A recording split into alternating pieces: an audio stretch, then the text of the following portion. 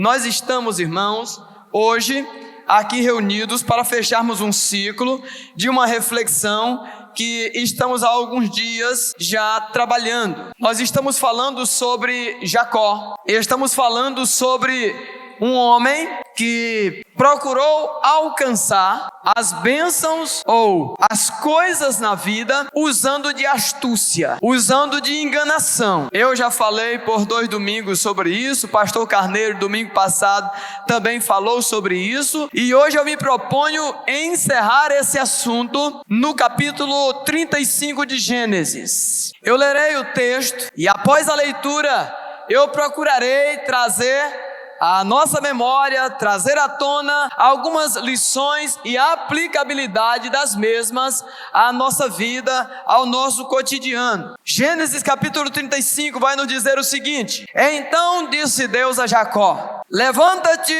sobe a Betel e habita ali, e faze ali um altar ao Deus que te apareceu quando fugias da presença de Esaú teu irmão. Então disse Jacó à sua família e a todos os que com ele estavam: lançai fora os deuses estranhos que há no meio de vocês, purificai-vos, trocai as vossas vestes, levantemo-nos e subamos a Betel, onde farei um altar ao Deus que me respondeu no dia da minha angústia e que foi comigo no caminho por onde andei. Então deram a Jacó todos os deuses estranhos que tinham nas mãos e as argolas que lhes prendiam as orelhas, e Jacó os escondeu debaixo do carvalho que estava junto a Siquém. Então partiram e o terror de Deus caiu sobre as cidades que estavam ao redor deles, e não seguiram os filhos de Jacó. Assim chegou Jacó a Luz, que está na terra de Canaã, isto é, Betel, ele e todo o povo que com ele havia, e edificou ali um altar e chamou aquele lugar de El Betel, porque ali Deus se tinha manifestado quando fugia do seu irmão. Morreu Débora, a ama de Rebeca, e foi sepultada ao pé de Betel, debaixo do carvalho que se chamou Alon-Bacute. Depois que Jacó voltou a Padã Arã, Deus lhe apareceu de novo e o abençoou, e disse-lhe: o teu nome é Jacó, mas não te chamarás mais Jacó, Israel será o teu nome. E lhe chamou Israel. Disse-lhe mais Deus: eu sou o Deus Todo-Poderoso, frutifica e multiplica-te uma nação, sim, uma multidão de nações sairá de ti, e reis procederão dos teus lombos, e te darei a terra que dei a Abraão e a Isaque, e a ti darei, e também a tua descendência, depois de ti a darei.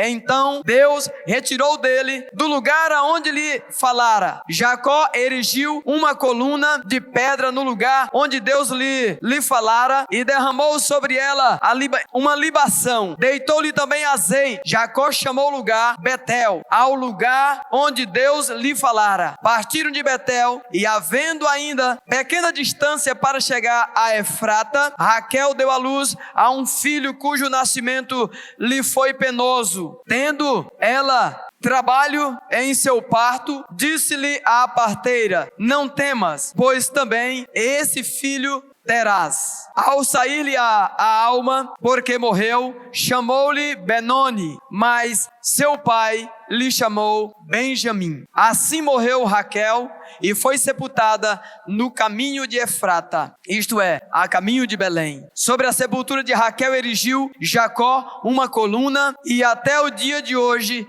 essa coluna marca a sepultura de Raquel. Então partiu Israel e armou a sua tenda em Migdal-Eder. Enquanto Israel habitava nessa região, Rubem foi e se deitou com Bila, concubina de seu pai, e Israel soube. Eram 12 os filhos de Jacó. Paremos a nossa leitura nesse ponto. Nós estamos pregando de modo cronológico, iniciamos lá no Gênesis, quando Deus criou todas as coisas com a criação. E temos andado, amados de Deus, em direção a alcançarmos o Apocalipse. Domingo após domingo, temos narrado e trabalhado uma história no desenrolar da história bíblica do povo de Deus. E aqui nós nos deparamos hoje, encerramos a leitura no ponto quando nós chegamos nos filhos de Jacó, que no próximo domingo nós vamos explicar melhor sobre isso. Mas eu quero chamar a atenção dos amados de Deus sobre a leitura que eu fiz a respeito de Jacó, para destacar, irmãos, de que esta história, a história desse homem, nos traz lições preciosíssimas para a nossa vida. A primeira delas já se encontra no primeiro versículo do capítulo 35. Ali nós nos deparamos, irmãos, com a verdade de que Deus, Ele é um Deus que fala. E não apenas fala, Ele é um Deus que orienta. O nosso Deus, o Deus de Abraão, o Deus de Isaac, o Deus de Jacó, que agora passará, a partir desse capítulo, a ser chamado de Israel e não de Jacó. Ele é um Deus que fala, é um Deus que orienta. E diante dessa lição, amado de Deus, vale nós estamos pensando hoje: se Deus é um Deus que fala, tenho eu ouvido? Se Deus é um Deus que orienta, tenho eu seguido a sua orientação? Irmãos, vivemos uma época em que as pessoas andam de um lado para o outro, não sabendo para onde ir. E diz que quem não sabe aonde quer chegar, todo caminho serve. E em se tratando de caminho, não há como não pensar em Jesus. Ele dizendo sobre si mesmo, ele disse: eu sou o caminho, a verdade e a vida. E ninguém vai ao Pai, ninguém vai alcançar o sucesso espiritual, ninguém vai encontrar o caminho para o céu, se não trilhar o caminho de Jesus. Ele mesmo disse sobre si: eu sou o caminho. Não diz que é um dos caminhos, diz que é o caminho. Então é através dele. E quando nós nos deparamos com a história de Jacó, não há como fugir disso. Deus orientou Jacó, um homem errante, um homem desorientado. Vocês viram na história anterior que ele saiu da casa do seu pai, fugido do seu irmão, porque ele havia tomado a bênção do irmão, porque ele havia enganado o pai, que ele havia enganado o irmão. Vocês viram o carneiro dizendo que ele foi para a casa do tio dele chamado Labão. Chegou lá e ele também foi enganado. Como diz o ditado, aqui se fez, aqui se paga, né? Uma hora o boleto vai chegar. Então esse mesmo Deus está dizendo: olha, eu estou falando com vocês. Olha, eu estou querendo orientar vocês. No versículo 2, no versículo 2, nós já nos deparamos com outra característica desse Deus de Jacó, que ele não apenas fala, ele não apenas orienta, mas ele também puxa a nossa memória. Hoje pela manhã eu usei o texto de 1 Coríntios capítulo 11, versículo 28. Hoje eu falei de exame. Eu falei hoje pela manhã sobre autoexame, que eu preciso me examinar, né? Que eu preciso me avaliar, que eu preciso parar de avaliar os outros e avaliar a mim, que eu preciso querer que os outros sejam eu, e eu é quem preciso ser eu mesmo, eu é que preciso me preocupar em me autoavaliar. E eu falei que o exame está relacionado a julgamento. E nós vivemos hoje, irmãos, numa época em que é fácil encontrar quem julgue os outros. Difícil é alguém se policiar. Então, quando Deus, ou quando nós nos dispomos a nos relacionar com Deus, Ele nos orienta e Ele fala conosco e Ele traz a nossa memória. No versículo 2 diz assim: então disse Jacó, ou melhor, é no 2 mesmo. Então disse Jacó à sua família e a todos que com ele estavam. Vou voltar no primeiro. Então disse Deus a Jacó: levanta-te, sobe a Betel e habita ali. Faze ali um altar ao Deus que te apareceu quando fugias da presença de Esaú. Será que Jacó queria lembrar disso? Será que você está lembrando de coisas na sua vida que você precisa consertar? Será que você consegue lembrar dos pontos aonde você falhou no relacionamento com Deus? O Senhor vai e diz para ele, ainda no primeiro versículo, não no segundo, foi isso que eu confundi. Ele diz: ó, levanta e vai para Betel. E quando você chegar em Betel, lá você levanta um altar. E lá você vai lembrar que você era fugitivo, que você era pecador, que você era enganador, que você era errante, que você estava fugindo do seu irmão. Então esse nosso Deus, ele puxa a nossa memória. Ele traz à tona, irmãos, pensamentos e sentimentos outrora esquecidos por nós. Por meio do Espírito Santo de Deus, ele age na nossa vida, nos convencendo de quê? O que é que a Bíblia diz? Nos convencendo do pecado, da justiça e do juízo. Ele disse através de Jesus: eu vou, mas lhe mandarei o ajudador, um igual a mim. Ele vai lhe auxiliar, ele vai lhe convencer do pecado, da justiça e do juízo. Esse é o papel do Espírito Santo de Deus na minha e na sua vida, como Deus foi também na vida de Jacó. Lembra-te dos teus pecados. Lembra-te das tuas falhas, lembra-te do teu erro. Já resolveu cada um deles? Ou ainda tem alguma coisa em aberto? Vocês viram o que aconteceu com Jacó? Ele passou por Betel, lá ele dormia, de repente ele acorda e diz que tinha uma escada que descia e subia anjos. Lá ele fez um trato com o Senhor: se o Senhor for comigo, me abençoar e me levar em paz na minha viagem, eu vou lhe entregar o dízimo de tudo que tem. Nós estamos no ponto agora quando ele está voltando dessa viagem. Irmãos, e parece que ele estava esquecido dos detalhes. Por isso o Senhor disse: olha, levanta, vai para Betel. Lá para o lugar onde aparecia você. Lá no lugar onde aparecia você quando você fugia do seu irmão. Será que Deus hoje não está dizendo para você assim? Amanhã cedo levanta, vai fazer a devocional que tem dia que você não faz. Lá naquele cantinho onde você se encontrava sempre comigo. E já está em tempo que eu não te vejo mais lá naquele lugar. Irmãos, vocês estão entendendo? O nosso Deus é um Deus que nos faz lembrar. Estou aqui com meu amigo Ederlei, feliz com a sua presença hoje aqui, trabalha conosco. E enquanto louvávamos aqui, ele dizia para mim: 15 anos, né? 15 anos sem assistir um culto. 15 anos sem vir na igreja. Aprove o Senhor, Ederlei, você é bem-vindo nesse lugar. Aprove o Senhor, hoje ele está aqui depois de 15 anos. Então esse nosso Deus é um Deus que traz a nossa memória sobre coisas, experiências vividas com o Senhor. E ele lembrou, recobrou a memória de Jacó, dizendo: ei, sobe a Betel. Onde era Betel, irmãos? O lugar aonde o Senhor havia se manifestado a ele quando ele fugia do irmão. E ele diz: é lá em Betel, faça um altar. Aí o altar lembra o quê? Lembra culto, né? Lembra apresentação, como diz Paulo escrevendo aos crentes de Roma, né? Apresentai-vos os vossos corpos como sacrifício vivo, santo e agradável a Deus, que esse é o vosso culto racional. Então o Senhor faz ele voltar, fazer o caminho de volta. Será que você também não está precisando voltar a Betel? Voltar à casa do pão. Betel, casa do pão, né? Significado do nome Betel. Será que você não está precisando voltar à casa do pão para ser saciado, para ser alimentado, para ser cuidado, para lhe ser protegido? Não pela igreja, não pelo pastor, pelo Senhor de toda a glória. Esse que é todo poderoso. Então ele diz: lembra dos pecados. Segundo, ele diz: lembra-te que eras fugitivo. O Senhor falou para Jacó: lembra que tu eras fugitivo? Não esqueça não. Não esqueça não, quando eu te encontrei, quando eu estive na sua presença, você estava fugindo do seu irmão. Vai passar direto por Betel, sem olhar, sem valorizar esse momento? Volta lá, faz um altar, apresente-se a Deus. Versículo 2, irmão. Depois do Senhor chamar a atenção de Jacó, sabemos que ele não estava sozinho, sabemos que ele estava andando com as suas mulheres, com os seus filhos, com o seu rebanho.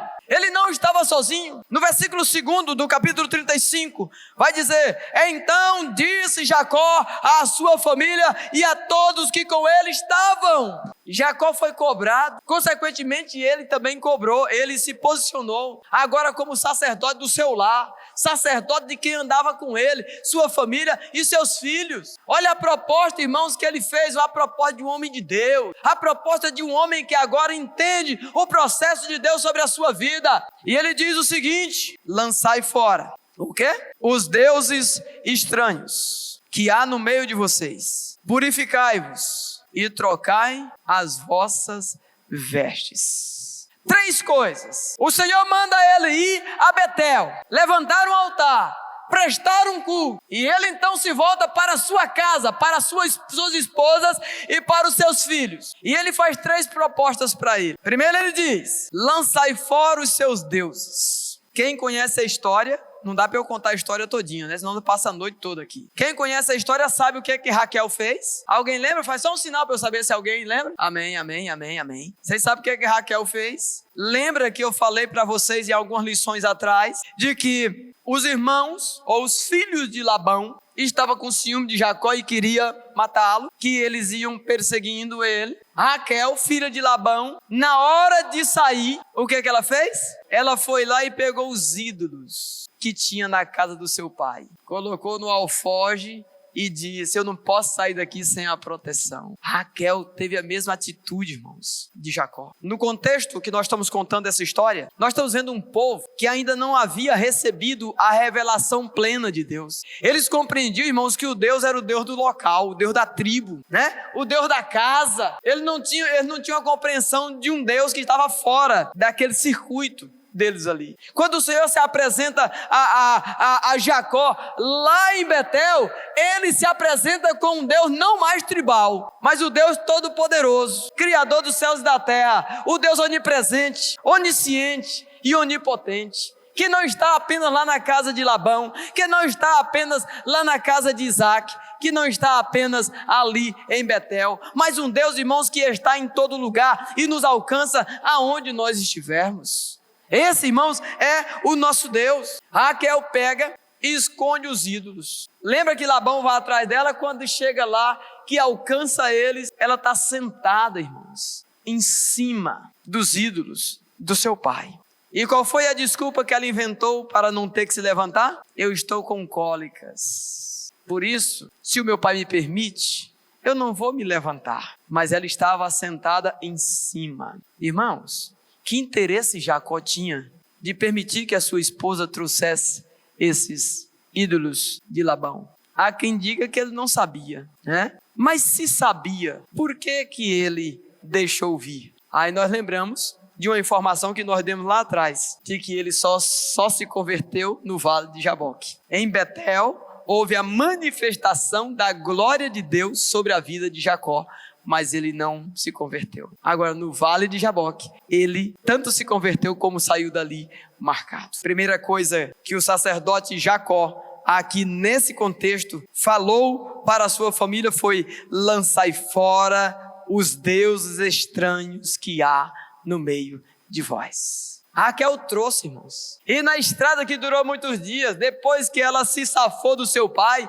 ela tirou do alforje. E eles começaram, irmãos, a fazer o culto aos ídolos. Começou a adorar aos ídolos de Labão. Até o momento que o Senhor se manifesta a Jacó e diz: olha, faça um concerto comigo. Lembra de quem tu eras e lembra do que eu fiz contigo. Você consegue lembrar de quem tu eras antes de Jesus e quem tu és depois de Jesus? Você consegue fazer essa distinção? Há alguma separação? Há alguma diferença? Ou você é o mesmo? Tem muito crente assim, não mudou nada, não mudou de atitude, não tomou uma nova direção, continua fazendo as mesmas coisas que fazia quando não era crente. E é por essa razão que muitos dizem: crente igual esse, o inferno está cheio. Não tem isso aí que o pessoal fala? Crente igual fulano de tal, o inferno é cheio. Falta de atitude, falta de mudança de vida, falta de transformação. Então ele diz: lançai fora os deuses estranhos que há no meio de vós. Depois de lançar fora os deuses, o que é que ele requereu da sua família, orientado por Deus? Ele diz: lançai fora os deuses, purificai. Purificação foi o que ele pediu. Purifica a vida de vocês. E para fechar, terceira coisa que ele pediu, ele diz o quê? Trocai as vossas vestes. Trocai as vossas vestimentas. Alguém talvez possa pensar que nós estamos aqui preocupados apenas com a vestimenta de algodão, né? De seda, roupa propriamente dizendo. Mas essa roupagem, irmãos, é muito mais do que uma roupa que se veste. Essas vestes colocadas aqui são novas atitudes, um novo rumo na vida, um novo comportamento, mudança de vida. É isso que o Senhor requer de nós. Quando ele diz: lança fora os ídolos. Tem algum ídolo na sua casa? Tem algum ídolo na sua vida? Lançai fora. O que pode se constituir um ídolo, pastor? Filhos, esposa, esposo, carro, moto, bens, O que tem constituído na sua vida um ídolo? Aquilo que toma o lugar de Deus na sua vida. Aquilo que deveria ser consagrado e dedicado ao Senhor, agora é consagrado e dedicado a esse ídolo. Só um exemplo? Tempo. Eu não tenho tempo. Não ter tempo para Deus é viver perdendo tempo. E tem muita gente perdendo tempo, não dedicando tempo ao Senhor. Então 3 coisas foram pedidos ali: tirar os deuses estranhos que há no meio de vós, purificai-vos e trocai as vossas vestes, as vossas vestimentas. E qual foi a atitude da família? A família obedeceu? Essa passagem aqui me faz lembrar o caso de Josué. Diz que Josué chegou à sua família, ao povo de Deus, melhor dizendo, e disse assim: olhai em volta e percebei os ídolos e os deuses estranhos que há em nosso meio, e escolhei hoje a quem vocês vão servir. Porém, eu e a minha casa serviremos ao Senhor de toda a glória. Decisão, posicionamento. Isso me faz pensar e lembrar sobre isso. Versículo 3: levantemo-nos e subamos a Betel, onde farei ali um altar, que me respondeu no dia de minha angústia, e que foi comigo no caminho por onde andei. Ele pegou a visão, e uma vez pegando a visão, a transfere para a sua família. Versículo 4 vai retratar a atitude da família de Jacó.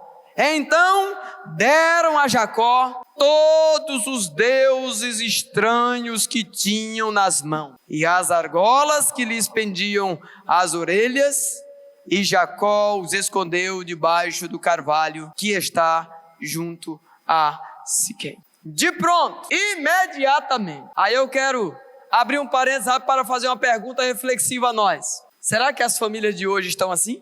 Será que os pais que são constituídos autoridade no lar, chegar para a sua família e fazer uma proposta dessa, vai conseguir a vitória? Será que os filhos vão obedecer? Será que a mulher vai obedecer? Atos 16:31 diz a palavra de Deus: crê no Senhor Jesus e será salvo tu e a tua casa. A salvação de um homem, naquele contexto de Atos, consequentemente seria a salvação da sua família, porque a família seguiria o que o líder da família estava se dispondo a fazer. E hoje, falamos de vestes. Vamos pensar na veste física, né? Você controla o que seus filhos vestem?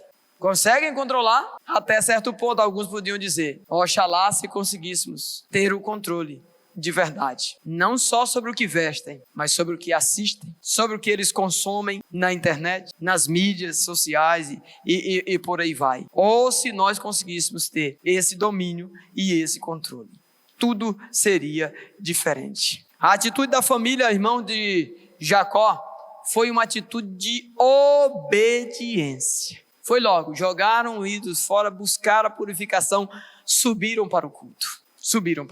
Vivemos um contexto de desobediência. A Bíblia fala de filhos se converterem os pais e os pais aos filhos. E a gente vê hoje muita rebeldia. No versículo 6 a gente vê ele chegando em Betel. Assim chegou Jacó à luz que está na terra de Canaã, isto é Betel. Ele e todo o povo que com ele havia, edificou ali um altar e chamou aquele lugar de El Betel, porque ali Deus lhe tinha manifestado quando fugia do seu irmão. E ali o Senhor vai chamar ele de novo. O Senhor falou com ele lá no Jaboque e fala com ele aqui agora no versículo 10, diz assim: disse-lhe Deus: o teu nome é Jacó, mas não te chamarás mais Jacó, Israel será o teu nome. E lhe chamou Israel. Há muitas pessoas que precisam mudar não somente de nome, mas de atitude. Há muita coisa, irmãos, em nossa vida que precisa ser mudada. Se alguém está em Cristo, nova criatura é. As coisas velhas se passaram e eis que tudo se fez novo. Disse-lhe mais Deus: eu sou Deus Todo-Poderoso.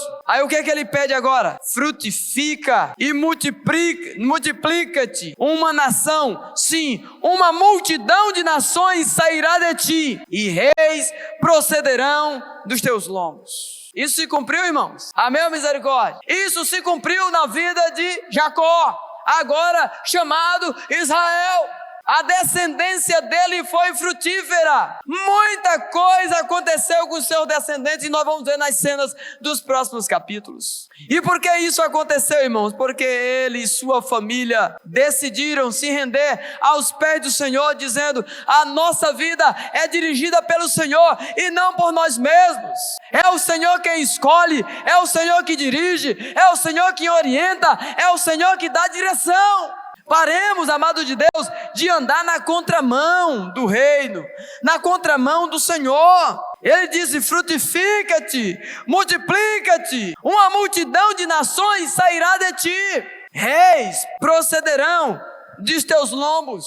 Reis, homens, mulheres de autoridade, de prosperidade, de progresso, de bênção. Precisamos, irmãos, sonhar com os nossos filhos. Precisamos sonhar, irmãos, com aqueles que virão depois de nós. Precisamos, irmãos, sonhar como Deus colocou Jacó para sonhar. Nós vamos começar a ver agora, irmãos, o transcorrer da história dos seus 12 filhos, que consequentemente se tornará as 12 tribos de Israel. Um povo que fez, mesmo pecando e errando, que fizeram a diferença e fez com que o evangelho chegasse até nós. Se promessas como essas não tivessem sido elaboradas, elencadas e partilhadas, irmãos, não teria chegado o evangelho até nós. Versículo 2, ele promete que daria a terra de Abraão, de Isaac, a Jacó e também a sua posteridade. Toda vez que você vai pensar no Deus Todo-Poderoso, você diz: o Deus de Abraão, Isaac e Jacó. O Deus do pastor Ney, o Deus do Alexandre, o Deus de Magnólia, o Deus do pastor Carlos, o Deus do Gabriel, o Deus do Juraci, o Deus de Natália, de Nayara. Vocês já pararam para pensar sobre isso? Deus se manifestava na vida de homens e mulheres de Deus. Eles eram usados tremendamente, a ponto de que, como eu disse de manhã, se entrelaçar com esses personagens dos quais ele tocou na vida. E toda vez que pensava no Deus, pensava em quem Deus estava usando. Toda vez que pensava em quem Deus estava usando, pensava em Deus. É assim que o Senhor quer que nós sejamos vistos. É dessa forma. O Deus do Iderlei, o Deus da Lidiane, o Deus do Maurício. É assim que Deus quer ser conhecido. Eu e você temos sobre os nossos ombros, assim como Jacó teve, a incumbência de fazer esse Deus ser conhecido. Nem que você tenha que andar como Jacó, castigando. Nem que você tenha que rastejar. Nem que você tenha que sofrer. Nem que você tenha que pagar um alto preço. Mas o nome dele precisa ser conhecido e exaltado através da minha e da sua vida. E o meu desafio a você dessa noite é: não se furte disso. Não fuja disso, não fuja dessa incumbência. Jacó era fugitivo, fugindo dos problemas, fugindo do pai, né? Ou melhor, fugindo do irmão, porque havia enganado o pai. Depois ele se tornou fugitivo, fugindo dos irmãos, dos filhos de Labão, irmãos, seus cunhados. E você, de quem foge? De quem você foge? Não adianta fugir. Não há nada encoberto que não venha a ser revelado. Do que você foge? De que você está fugindo? De quem e de quê? O Senhor é um Deus que convida. Mateus 11, versículo 28. Ele diz: vinde a mim, você que está cansado, sobrecarregado, e eu te aliviarei. Tomai sobre ti o meu jugo e aprendei de mim, que sou manso e humilde de coração. Atos 4:12 vai nos dizer: em nenhum outro há salvação, porque também debaixo do céu nenhum outro nome há dado entre os homens, pelo qual importa que sejamos salvos. O nosso Deus, que se apresentou como Deus El Shaddai, o Todo-Poderoso, um Deus que puxa a nossa memória, um Deus que traz a memória, um Deus que nos chama a frutificar, que nos chama a frutificar, a santificar, a mudar de vida, a ter uma nova postura. É um Deus também que convida, dizendo: vinde a mim. E o convite dele, ele diz: venha como estás. Tem gente que diz: não, eu vou me preparar para ir o Senhor. Não é você, é Deus que faz, é Deus que cuida, é Deus que realiza, é Deus que ajuda, é Deus que convence.